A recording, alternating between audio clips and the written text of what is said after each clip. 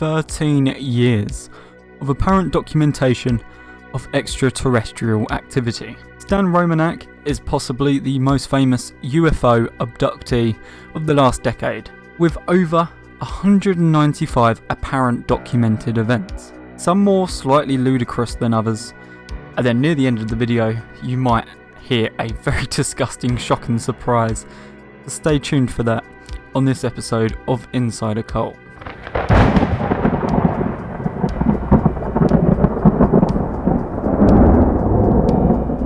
He has some of the most convincing evidence, and the show presents his story in a way it makes you believe him. It even convinces you that Stan is someone he is not, and some situations just cannot be explained. I just want to point out that a lot of the 195 apparent bits of documentation are simply nothing more than noting down events. Unfortunately, a sentence saying, "I saw an alien today," does not hold any weight at all. I also want to add that the main documentary was produced, made and edited in its entirety by Stan's friend, so it is horrendously biased. There's no opposing views involved. Everyone on camera that they want you to believe are neutral experts, are people they knew beforehand that were going to absolutely agree with Stan's version of events. It's not a fair look at this, and it should have been produced by someone on neutral ground. It all starts with a random UFO sighting in broad daylight. Stan sees one in the air on his way home. Excited but very frightened, his wife had to spend time just trying to calm him down. He managed to capture video evidence of it, being a metal cylinder that managed to climb 1,000 feet in half a second. Stan claims it locked onto him, almost looking at him before it disappeared. Next, Stan starts to wake up with indentations on his body, which kinda look like little infected bug bites. Like, seriously, in the summer, if I have my windows open all night, I get tons of these on my legs. Also, he had lacerations around his wrists, implying he had at some point been restrained tightly. Obviously, having lacerations around your wrists is no proof of alien existence. Easily faked, or failing that, easy enough to actually inflict the real damage yourself.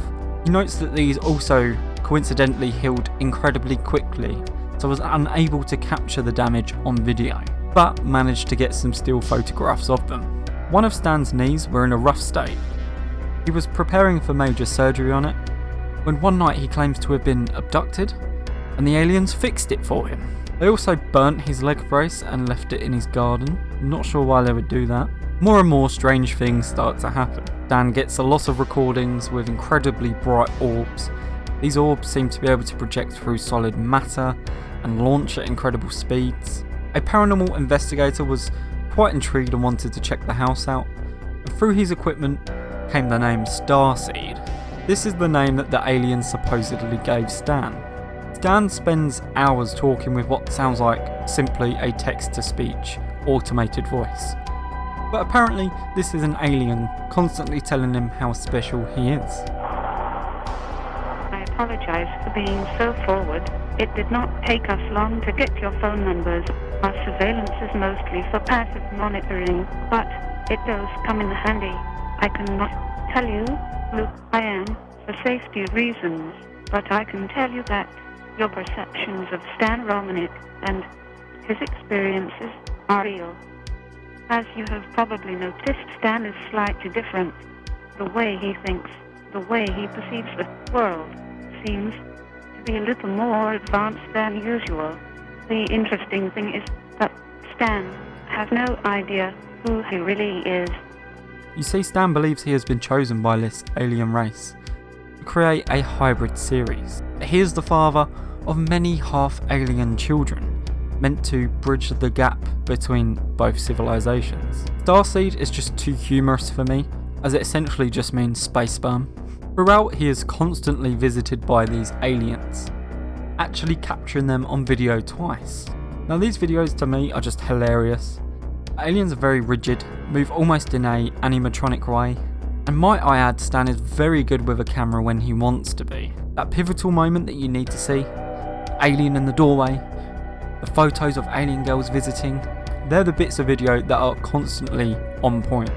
However, the seconds beforehand and the seconds afterhand, Suddenly Stan pretends he doesn't know how to use a video camera. He can't even point it in the right direction.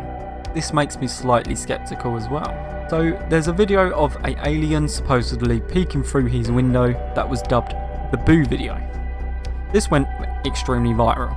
Stan actually made it to a couple of talk shows with it, and when asked to take a lie detector test surrounding it, whether he had, fabricated it himself, he at first agreed, but later on said that his medical conditions would not let the test be conducted true. Really, Stan? What a coincidence. Stan also went on to claim that this video would have cost hundreds of thousands to create, but a paranormal show remade the video to the details for about $90. On an interview with ABC Primetime, a prominent American show, Stan claimed to have an alien implant in his leg. This was a big part of his physical evidence of being abducted. However, when a medical test was requested, the implant had coincidentally disappeared. How strange. Again on Primetime, Stan claims he underwent hypnosis by a psychologist. Not any psychologist. A UFO abductee specialist psychologist. What a CV. He says that while under hypnosis, he wrote the Drake equation times 100. Now the Drake equation is a formula to estimate how many alien civilizations we have in our galaxy. Experts say though, this would not be hard to memorise. All it would take is 30 minutes of constantly copying it onto paper, and anyone could remember this for life. It really doesn't take much work. Like that, you could do that with anything. If you spent half an hour copying an equation onto paper for, just 30 minutes, you will remember that for life. Another famous claim he made is that his clothes were swapped with another abductee when abducted. And he claims to know who this abductee is. See, he contacted a woman who claims to have exactly the same memories as him, and they remember each other being abducted while on the alien spaceship. However, when pressured to get this lady's gown DNA tested so they could see if it was this woman in question's gown, he said it would be too expensive and he wasn't going to do it. He even had photographic evidence of an alien lady at one of his UFO talks. To me, this looks like a cosplayer using silicone makeup. Like, why did no one at this conference notice or even ask her about it if this was a real alien? Because they probably did. And she just wanted to attend a UFO conference in cosplay. Like, it isn't that rare, it's pretty common. You see, Stan cannot back up a single piece of evidence that he has. And almost all evidence can be debunked. The documentary does a brilliant job of having you invest into Stan and believe in him essentially. And here's how they do it. They constantly portray Stan as a simple man, not that intelligent, and with learning difficulties. This learning difficulty in question is dyslexia. I have dyslexia, and it does not lower your intelligence or IQ at all. It affects how you read words or numbers. That's it. The reason they do this is so when you see him write advanced theoretical formulas, it punches more. It has more effect. You're like, whoa dude, how the fuck did this simple man write this shit? Oh my god, it must be aliens. At one point in the documentary, he talks about a squad of Black Ops military guys come to shut him up about the aliens. As he describes the fight, I realise something. Dan is a fantasist.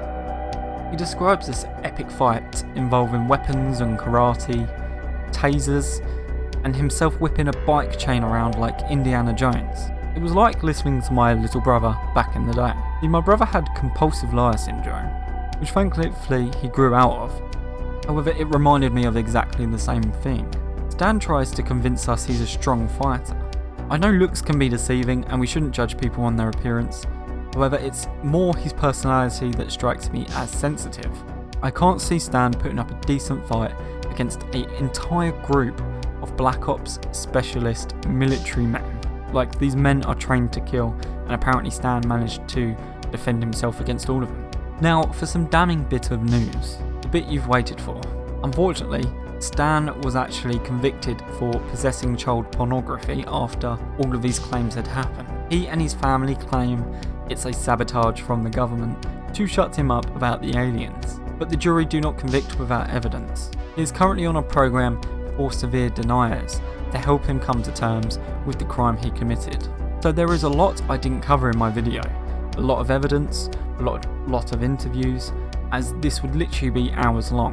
However, I think you've got the idea about Stan already. Many people still believe in Stan Romanek, and I found the documentary at the time convincing enough. However, once you take a step back, uninvest yourself in Stan, and research what outside experts and debunkers have put forward, Stan is literally just a big fantasist.